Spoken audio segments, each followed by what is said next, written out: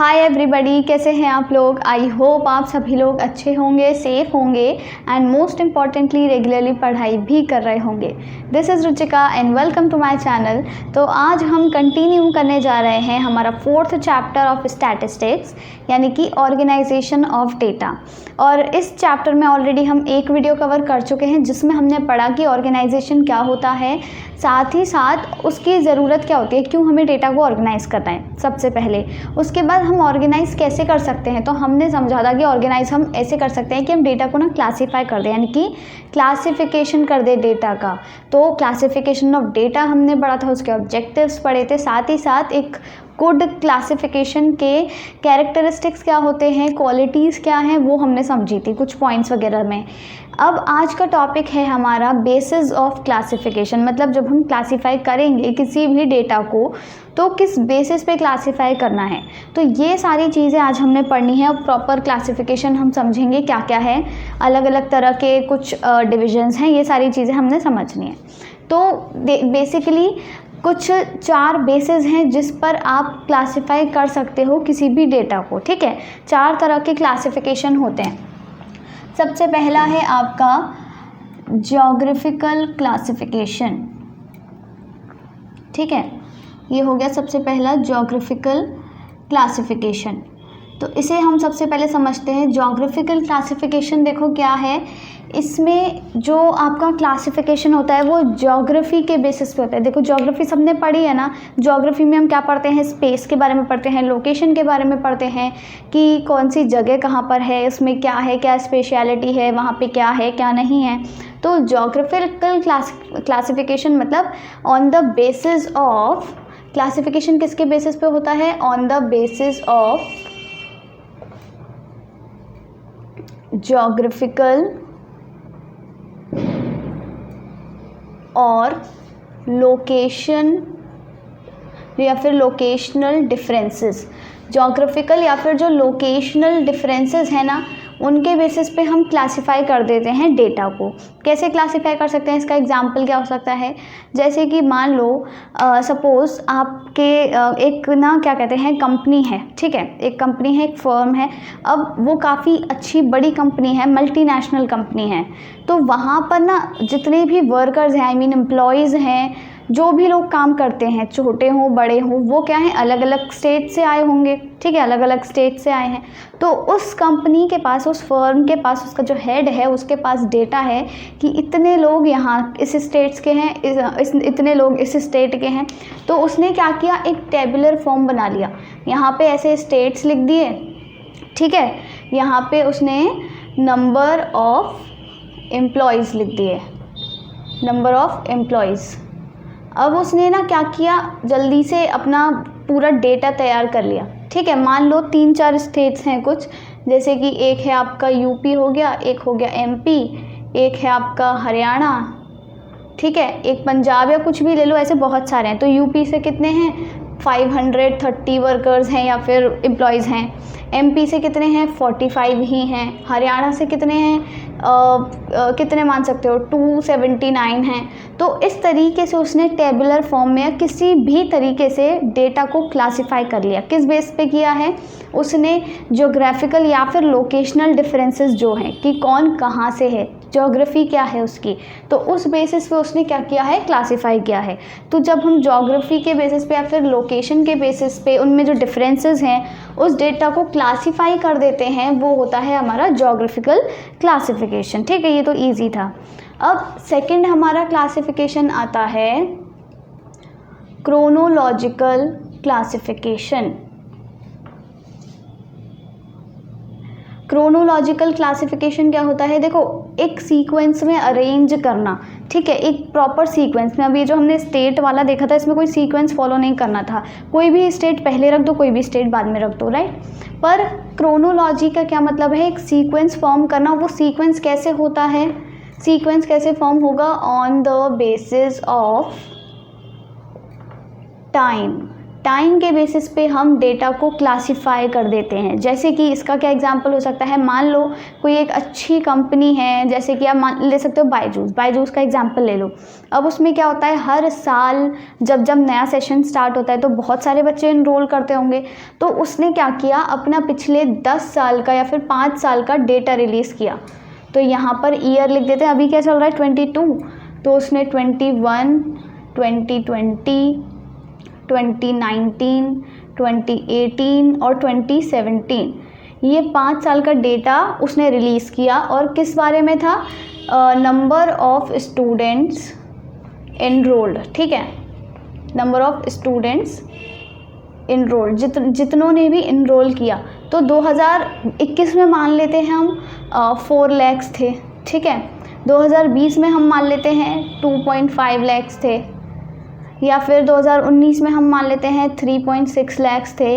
इस तरीके से आप क्या कर सकते हो, ऐसे ईयर वाइज डेटा को अरेंज कर सकते हो एक क्रोनोलॉजी में। अब ये जो मैंने क्या किया है, क्रोनोलॉजी जो मैंने अरेंज करी है, ये जो ईयर्स अरेंज करे हैं, इसमें मैंने क्या किया है, आपका डिसेंडिंग ऑर्डर में लिया है। बढ़ते से वो घटता हुआ दिख रहा है आपको। पहले लेटेस्ट वाला है, सबसे लेटेस्ट वाला ईयर, और बाद में वो पीछे पीछे जाता जा रहा है। पर ये आप पर डिपेंड करता है, आप चाहो तो पहले यहाँ पर 17 ले लो, 18, 19, 20, 21 ऐसे करके ले लो, कोई भी बात नहीं है। पर होना कैसे चाहिए, जो टाइम है ना वो एक प्रॉपर सीक्वेंस में अरेंज होना चाहिए, यानी कि लाइन से। ऐसे नहीं है कि पहले 18 फिर 21 फिर 17 ऐसे करके नहीं। तो क्रोनोलॉजिकल क्या होता है, it is the classification of data on the basis of time, ठीक है। 2 तरह का क्लासिफिकेशन हो गया, दोनों के एग्जाम्पल्स भी आपने देख लिए, ज्योग्राफी के बेसिस पे, जगह कोई सी भी, ये टाइम के बेसिस पर। अब तीसरा क्लासिफिकेशन हमारा क्या आता है, क्वालिटेटिव क्लासिफिकेशन, ठीक है, क्वालिटेटिव क्लासिफिकेशन। अब देखो ये भी नाम से समझ आ रहा होगा, क्वालिटेटिव मतलब क्या है, क्वालिटी के बेसिस पर कोई भी चीज़ है जिसके बारे में भी आपका डेटा आपने इकट्ठा किया है, तो क्या करना है, उनको, उस पूरे डेटा को अलग अलग क्वालिटीज़ होंगी, हर किसी की अलग अलग एट्रीब्यूट्स होंगे, तो उनके बेसिस पर क्या करना है, क्लासिफाई करना है। तो इसमें कैसे क्लासिफिकेशन होगा, on the basis of differences in, आपका क्या हो सकता है, क्वालिटीज़, या फिर आप एट्रीब्यूट्स भी लिख सकते हो, या फिर आप साथ ही साथ कैरेक्टरिस्टिक्स भी लिख सकते हो। एक ही चीज़ है तीनों, ठीक है। तो क्वालिटी, कोई भी क्वालिटी हो, कोई भी एट्रीब्यूट है, कोई भी कैरेक्टरिस्टिक है, उसके बेसिस पे आप क्या करते हो, डेटा को क्लासीफाई कर देते हो, ठीक है। अब पॉइंट यहाँ पर ही आता है, जो क्वालिटेटिव क्लासिफिकेशन है ये भी 2 तरह का होता है, इसमें भी 2 टाइप्स हैं आपके। तो आपका क्या हो सकता है, पहला है आपका सिंपल और दूसरा है आपका मैनीफोल्ड, ठीक है, सिंपल और मैनीफोल्ड, और दोनों ही बहुत ईजी हैं, नाम से समझ लो। देखो दोनों में ही क्या होगा, क्लासिफिकेशन तो कैरेक्टरिस्टिक के बेसिस पे ही होगा, क्वालिटी के बेसिस पर ही होगा। क्यों, क्योंकि हम इसके अंडर ही पढ़ रहे हैं, तो दोनों में चीज़ तो सेम रहेगी। डिफरेंस क्या है, सिंपल में क्या होगा, इसमें जो आपका क्लासिफिकेशन होता है on the basis of dichotomy, ठीक है, डाइकोटोमी के बेसिस पर। अब ये डाइकोटोमी क्या है, डाइकोटोमी एक वर्ड है जिसका मतलब होता है एक तरह से ऑपोजिट चीज़ें होना या फिर कंट्रास्ट शो करना। तो ऐसी चीज़ें या फिर ऐसे कैरेक्टरिस्टिक जो बस एक दूसरे के ऑपोजिट हैं, वो तरह का जो क्लासिफिकेशन होगा वो सिंपल क्लासिफिकेशन में आ जाएगा, ठीक है। अभी मैं और आगे बताती हूँ। इसमें आप एक पॉइंट और ये लिख सकते हो, अभी इसे मिटा देते हैं। इसमें आप एक पॉइंट और ये लिख सकते हो, इसमें जो क्लासिफिकेशन होता है पहले तो हमने पढ़ लिया, on the basis of dichotomy मतलब ऑपोजिट, ठीक है। या फिर इसमें क्या होता है, क्लासिफिकेशन किसके बेसिस पे होता है, on the basis of existence और एब्सेंस ऑफ एन एट्रीब्यूट। मतलब जो भी कोई एट्रीब्यूट है या तो वो एग्जिस्ट करता होगा यानी कि होगा या फिर वो एब्सेंट होगा, या तो प्रेजेंट होगा या फिर एब्सेंट होगा। तो जो भी कोई कैरेक्टरिस्टिक है ना, या तो वो होगा या फिर वो नहीं होगा। और क्या होगा, अगर जो भी कैरेक्टरिस्टिक्स हैं वो ऑपोजिट होंगे एक दूसरे के। जैसे कि अब कोई भी डेटा ले सकते हैं, आपके घर का ही डेटा ले लो, मान लो आपके घर में 5 मेंबर्स हैं, ठीक है। अब मैंने बोल दिया ये जो 5 मेंबर्स हैं इनका मैं 2 पार्ट्स में डिवाइड कर देती हूँ, इनको 2 क्लासेस में क्लासीफाई कर दिया मैंने। कुछ हैं आपके मेल और कुछ हैं आपके फीमेल। तो मेल हैं मान लो 2 और फीमेल हैं 3। तो ये सिंपल क्लासिफिकेशन हो गया पहली बात। इसमें क्या है, on the basis of dichotomy. Dichotomy मतलब ऑपोजिट, मैंने बताया ना, तो मेल और फीमेल एक दूसरे के ऑपोजिट ही हैं, सिमिलर तो है नहीं। तो ये हो गया डाइकोटोमी के बेसिस पर। दूसरा मैंने क्या बताया, on the basis of existence और एब्सेंस ऑफ अ क्वालिटी, यानी कि या तो ये मेल, ये जो भी 2 लोग हैं ये वाले, या तो ये मेल होंगे या फिर नहीं होंगे, या तो इनमें मेल वाली क्वालिटी एग्जिस्ट करती होगी या फिर इनमें मेल वाली क्वालिटी एब्सेंट होगी। तो मेल वाली क्वालिटी किस में एग्जिस्ट करती है, इन दोनों लोगों में, और एब्सेंट किस में है, इन दोनों लोगों में है। समझ में आया ना। और इसी तरह फीमेल वाली क्वालिटी इन 3 लोगों में एग्जिस्ट करती है और इन दोनों लोगों में एब्सेंट है। तो जो क्वालिटीज़ होती हैं वो क्या है, एक तो एक दूसरे के ऑपोजिट होंगी, और दूसरी चीज़ ये कि वो क्या होगी, किसी में एग्जिस्ट करती होंगी, किसी में एब्सेंट होंगी। और उसी के बेसिस पर, इसी डिफरेंस के बेसिस पर हम क्या करते हैं, इसका क्लासिफिकेशन कर देते हैं, ठीक है। ऐसे बहुत सारी चीज़ें हो सकती हैं, जैसे कि इन मेल फीमेल की जगह आप क्या करो, एजुकेटेड या फिर अनएजुकेटेड ले लो। कोई एक स्टेट है, उसके लोग हैं कुछ, उसमें क्या है, जैसे कि 5 लाख लोग रहते हैं, ठीक है, एक स्टेट में। तो आपने क्या किया, 2 क्लासेस में डिवाइड कर दिया, या तो कुछ लोग एजुकेटेड होंगे या फिर कुछ लोग अनएजुकेटेड होंगे। तो 5 लाख में से मान लेते हैं 3.5 लाख एजुकेटेड हैं, ठीक है, और सिर्फ 1.5 लाख अनएजुकेटेड हैं। तो इसका मतलब क्या हुआ, अब इसमें क्या है, एक तो कंट्रास्ट शो कर रहा है, कुछ लोग एजुकेटेड हैं, कुछ लोग अनएजुकेटेड है, दोनों एक दूसरे के ऑपोजिट हैं, डाइकोटोमी। साथ ही साथ ये एजुकेशन वाली जो क्वालिटी है ये किसी में एग्जिस्ट करती है, किसी में नहीं करती है, इतने लोगों में एग्जिस्ट करती है और इतने लोगों में एग्जिस्ट नहीं करती। तो इसमें क्या होता है, सिंपल क्लासिफिकेशन है ये, और इसमें डाइकोटोमी के बेसिस पे हम क्लासीफाई करते हैं। साथ ही साथ कोई भी पर्टिकुलर जो क्वालिटी है वो किसी इंसान में, या जो भी आपके डेटा है उसके जो आइटम्स हैं उनमें एग्जिस्ट करती होगी या फिर वो उसमें एब्सेंट होगी। अब इसका दूसरा वाला जो क्या कहते हैं, इसका दूसरा वाला टाइप है वो है मैनीफोल्ड। ये तो था सिंपल, ये है मैनीफोल्ड। अब मैनीफोल्ड में क्या है, मैनीफोल्ड को आप ऐसे याद रख सकते हो, हमने अभी क्या किया था, एक सिंपल सा क्लासिफिकेशन किया था। मैनीफोल्ड में बहुत सारे अंदर क्लासिफिकेशन होते रहते हैं। जैसे कि अभी हमने ये जो पढ़ा, ये कोई भी स्टेट है, जैसे कि ये है हरियाणा, ठीक है। अब यहाँ पर इसका मैं क्लासिफिकेशन इसमें करती जाऊँ, ये इतने मेल्स हैं, कुछ मेल इतने हैं और ये फीमेल हैं, ठीक है। मेल फीमेल का क्लासिफिकेशन हो गया। अब इसी में ही मैं क्लासिफिकेशन कर देती हूँ, स्किल्ड इतने हैं और ये अनस्किल्ड हैं, ठीक है। इसी तरह मैंने फीमेल में भी सेम क्लासिफिकेशन कर दिया, ये स्किल्ड हैं, ये अनस्किल्ड हैं। अब स्किल्ड में भी 2 क्लासिफिकेशन हो गई, ये रूरल है, ये अर्बन है, ये भी रूरल है, ये अर्बन है। अनस्किल्ड में से इतने इतने। सिमिलरली फीमेल जो स्किल्ड हैं, जो फीमेल्स स्किल्ड हैं उनमें भी रूरल और अर्बन में रहती हैं, कुछ रूरल एरियाज़ में, कुछ अर्बन एरियाज़ में। इसी तरह जो फीमेल अनस्किल्ड हैं उनमें से कुछ रूरल एरियाज़ में रहती हैं, कुछ अर्बन में। तो ये क्या हो गया, बहुत सारा क्लासिफिकेशन, अंदर घुस के क्लासिफिकेशन जब हम करते हैं वो होता है मैनीफोल्ड। तो आप मैनी से याद रख सकते हो, बहुत सारी क्लासेस होती हैं, मैनी क्लासेस। यहाँ पे आपको बहुत सारी क्लासेस नज़र आ रही हैं, क्लासेस में ही तो डिवाइड करते हैं। तो बहुत सारी जब क्लासेस होती हैं तो वो क्या होता है, मैनीफोल्ड क्लासिफिकेशन कहलाता है। तो ये क्या होता है, when the data poses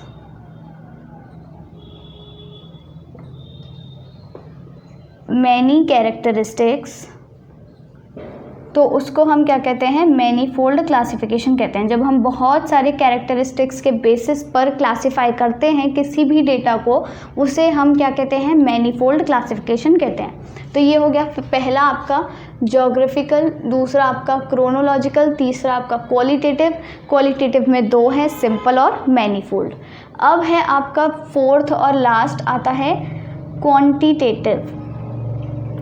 quantitative में देखो क्या होगा, क्वालिटेटिव मैंने अभी बताया आपको, क्वालिटेटिव क्लासिफिकेशन क्या करता है, कोई क्वालिटी के बारे में बताएगा। अब ये क्वालिटीज़ क्या होती हैं, क्या आप इन्हें गिन सकते हो? नहीं, आप नहीं गिन सकते हो कि कोई कितना एजुकेटेड है, कोई कितना स्किल्ड है, और मतलब उनकी जितनी भी आपकी क्वालिटीज़ हैं, अगर कोई इंटेलिजेंट है तो कितना इंटेलिजेंट है, या फिर कितना पुअर है, कितना सुंदर है, या फिर वगैरह वगैरह। तो ये सारी क्वालिटीज़ आप गिन नहीं सकते हो, दीज आर नॉट मेजरेबल। पर जो क्वांटिटेटिव क्लासिफिकेशन होता है वो किस बेसिस पर होता है? On the basis of numericals, यानी कि न्यूमेरिकल्स या फिर न्यूमेरिकल डेटा आप लिख सकते हो, ठीक है। न्यूमेरिकल डेटा जो है आपका, उसी का ही हम क्लासिफिकेशन जब करेंगे उसे हम क्वालिटेटिव क्लासिफिकेशन, क्वांटिटेटिव क्लासिफिकेशन कहेंगे। जैसे कि अब आपका हो सकता है कि जैसे आपकी क्लास में बहुत सारे बच्चे हैं, तो आपने कोई एक टेस्ट में स्कोर किया, सब में किसी एक टेस्ट था पर्टिकुलर, उसमें आउट ऑफ 50 मार्क्स आए थे सबके, तो टीचर ने क्या किया, अलग अलग क्लासेस बना दी। जैसे कि कुछ बच्चे थे जिनके 0 से 20 के बीच में आए आउट ऑफ 50, कुछ बच्चे थे जिनके 20 से 30 के बीच में आए, कुछ थे 30 से 40 के बीच में आए, कुछ के 40 से 50 के बीच में आए, ठीक है, आउट ऑफ 50। अब उनमें से जो 0 से, और बच्चे कितने थे टोटल, 70 स्टूडेंट्स थे। अब 0 से 20 के बीच में जिनके मार्क्स आए थे वो थे, मान लेते हैं हम 36, ठीक है। 20 से 30 के बीच में जो आए थे वो थे आपके 14, ठीक है। इसी तरह आपके जो 30 से 40 के बीच में आए थे वो थे 15, जिनके मार्क्स 40 से 50 के बीच में आए थे वो थे 5। तो इस तरीके से क्या हो जाएगा, आपका ये क्लासिफिकेशन हो जाएगा। ये हो गया आपका क्लासिफिकेशन। टोटल बच्चे कितने थे, ये हो गए 70, और 70 बच्चों ने टोटल कितने कितने मार्क्स स्कोर किए, कितने कितने मतलब उसका मतलब एक तरह से रेंज बना दिया। देखो यहाँ पे ये रेंज है ना, ये रेंज बना दिया 0 से 20 के बीच में। अब चाहे वो 0 हो, किसी ने 0 ही क्यों ना स्कोर किया हो, उसको भी इसी क्लास में बिठाया जाएगा। चाहे किसी ने 20 स्कोर किया हो, उसको भी इसी क्लास में बिठाया जाएगा। तो यहाँ पे क्या है, आपका एक क्लासिफिकेशन इस तरीके से होता है। तो ये समझ आ गया होगा, मतलब हम न्यूमेरिकल के बेसिस पर, न्यूमेरिक डेटा जो है हमारा, उसके बेसिस पे हम क्लासिफिकेशन करते हैं, उसे हम क्वालिटेटिव क्लासिफिकेशन कहते हैं। ये किस बेसिस पे होता है, on the basis of numerical data. साथ ही साथ हम इसमें क्या करते हैं, data is classified into ranges. जो अलग अलग रेंज होती हैं, मैंने अभी रेंज बना दी थी, तो उसे हम क्या करते हैं, अलग अलग रेंज में क्लासिफाई कर देते हैं। साथ ही साथ ये वाला जो डेटा आप क्लासिफाई करते हो, यानी कि न्यूमेरिकल डेटा, तो ये क्या होता है, डेटा इज वेरिएबल। ये क्या होता है, वेरिएबल होता है, मतलब ये चेंज हो सकता है। साथ ही साथ चेंज भी तो हो सकता है कभी। अब जैसे हर बार ऐसा नहीं है ना कि जो बच्चा 0 से 20 वाली क्लास में था, यानी कि जिसने 0 से 20 के बीच स्कोर किया था, वो हमेशा इतना ही स्कोर करेगा। क्या पता वो अगली बार 40 स्कोर कर ले, क्या पता जिस बच्चे ने इस बार टॉप किया था उसके थोड़े कम मार्क्स आए, वो दूसरी क्लास में आ जाए। तो इससे क्या समझ में आता है, ये जो डेटा होता है ना, ये वेरिएबल होता है। It is able to change itself over time. ये अपने आप को चेंज कर सकता है कभी भी, किसी भी टाइम पर। तो ये क्या होता है, डेटा वेरिएबल होता है, ठीक है। तो यहाँ पे आपका ख़त्म होता है क्लासिफिकेशन। हमने पढ़ा कि किस किस बेसिस पे हम क्लासीफाई कर सकते हैं। आप इसका स्क्रीनशॉट भी ले सकते हो चाहो तो। 4 तरह के क्लासिफिकेशन है, ज्योग्राफिकल, आपका chronological, qualitative and quantitative. Qualitative को हमने 2 तरीके से और डिवाइड किया है, सिंपल एंड मैनीफोल्ड। अब देखो यहीं से आपका एक और टॉपिक आ जाता है, यहीं से आपका एक और टॉपिक आता है। अभी जो हमने ये पढ़ा है, क्या कहते हैं, क्वांटिटेटिव क्लासिफिकेशन। अभी मैंने इसमें आपको क्या बताया कि क्वांटिटेटिव क्लासिफिकेशन किस बेसिस पे होता है, नंबर्स वाले डेटा में, ठीक है। यानी कि कोई भी ऐसी चीज़ जिसको हम मेजर कर सकते हैं। क्वालिटेटिव में ऐसा नहीं था, क्वालिटेटिव में वही चीज़ें थी जिनको हम मेजर नहीं कर सकते थे। जैसे कि आपके बालों का कलर है, आपका इंटेलिजेंस लेवल है, आपकी क्या कहते हैं और क्या हो सकता है, जैसे कुछ भी ऐसी क्वालिटीज़, आपकी ऑनेस्टी, आपकी ब्यूटी, ये चीज़ें क्या हैं, आप इनको मेजर नहीं कर सकते हो, पर आप इनको इस तरीके से जैसे मैंने बताया क्लासिफाई कर सकते हो। पर क्वालिटेटिव को हम क्या कर सकते हैं, नंबर में बता सकते हैं कि भाई इसके इतने नंबर, इतने मार्क्स आए थे, या फिर इतनी फर्म्स ऐसी हैं जिनका टर्नओवर इतना है, तो हम क्या कर सकते हैं, न्यूमेरिकल डेटा में एक्सप्रेस कर सकते हैं। अब यहीं से एक टर्म आता है वेरिएबल, जो अभी मैंने आपको बताया था कि डेटा वेरिएबल होता है। वेरिएबल क्या होता है, देखो वेरिएबल्स क्या होते हैं, वेरिएबल जो टर्म है उसका मतलब आपको पता ही है क्या होता है, हमने माइक्रो में भी पढ़ा है, फिक्स्ड फैक्टर्स और वेरिएबल फैक्टर्स, है ना। फिक्स्ड फैक्टर्स कौन से होते हैं, जो कांस्टेंट रहते हैं। वेरिएबल फैक्टर्स कौन से होते हैं, जो चेंज होते रहते हैं, है ना। जैसे कि आपका लेबर हो गया, वो क्या है, वेरिएबल फैक्टर है। इसी तरह वेरिएबल क्या होता है, वेरिएबल का मतलब वेरिएबल वो फिनोमिनन या फिर वो कैरेक्टरिस्टिक है जो कि चेंज हो सकता है, ठीक है।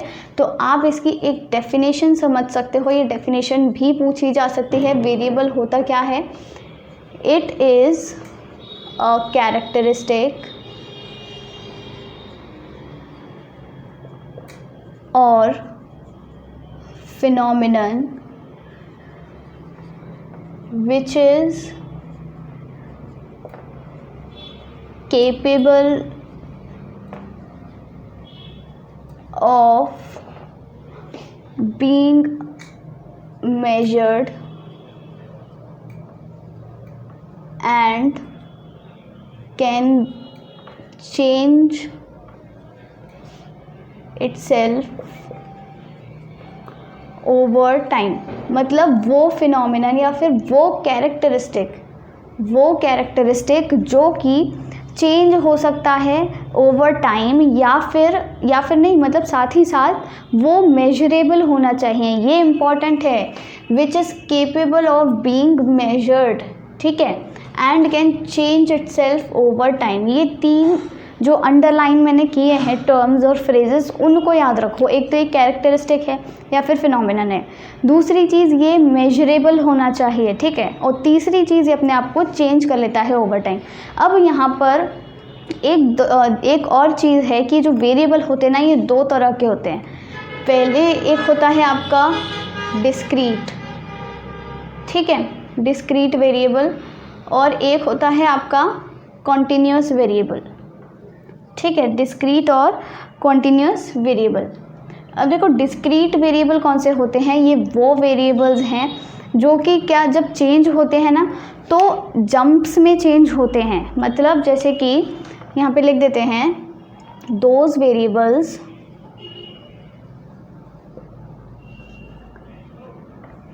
दैट चेंज इन जंप्स और कंप्लीट नंबर्स, ठीक है। इसका मतलब क्या हुआ, मतलब वो चीज़ें जो आप कंप्लीट नंबर्स में ही एक्सप्रेस कर सकते हो, या फिर वो जब चेंज होते हैं ना तो जंप में चेंज होते हैं, मतलब पूरे। जैसे कि अगर मैं आपसे कहूँ कि इस साल में जो आपकी क्लास है, क्लास 11th, उसमें ना 56 स्टूडेंट्स हैं, पिछले साल कितने थे, 48 थे, ठीक है। तो एक तो ये मेजरेबल चेंज है, सबसे पहले तो आप इसको मेजर कर पा रहे हो, 48 थे अब 56 हो गए हैं। साथ ही साथ मैंने अभी क्या बताया कि कंप्लीट नंबर्स में होते हैं, यानी कि पहले 48 थे अब वो 56 हैं, 48 से 56 हो गया। तो देखो 48 के अलावा, 48 से 56 के अलावा क्या ये 56.5 हो सकता था, क्या ये 56.4 हो सकता था, क्या ये 48.7 हो सकता था, नहीं हो सकता था। क्यों? क्योंकि हम किसकी बात कर रहे हैं, हम बच्चों की बात कर रहे हैं कि क्लास 11th के बच्चे। अब बच्चों की संख्या को, बच्चों के नंबर को आप पॉइंट्स में कैसे मेजर कर सकते हो, यानी कि पॉइंट्स यानी कि डेसिमल में, या फिर इसको हम फ्रैक्शन में चेंज कर लें, तो ना तो हम डेसिमल में एक्सप्रेस कर सकते हैं, ना ही हम फ्रैक्शन में एक्सप्रेस कर सकते हैं ये चीज़ कि बच्चे कितने हैं, उन्हें तो हम कंप्लीट नंबर्स में ही एक्सप्रेस करेंगे। तो इसका मतलब ये है कि डिस्क्रीट वेरिएबल्स में सिर्फ वही वेरिएबल्स आते हैं जो कि कंप्लीट नंबर्स में एक्सप्रेस हम कर सकते हैं, ठीक है। पर इसी जगह ये वाला जो कॉन्टिन्यूअस है ना, ये जस्ट इसका ऑपोजिट है। इसमें क्या है, इसमें जो वेरिएबल्स है ना, variables do not change in jumps but continuously. ठीक है, कंटिन्यूस चेंज होता है उनमें, ठीक है, कंटिन्यूस चेंज होता है, साथ ही साथ can be expressed in range. यानी कि ये वाला जो वेरिएबल्स होते हैं कंटिन्यूस वेरिएबल्स, एक तो ये क्या होते हैं, कंटिन्यूसली इनमें चेंज होता है।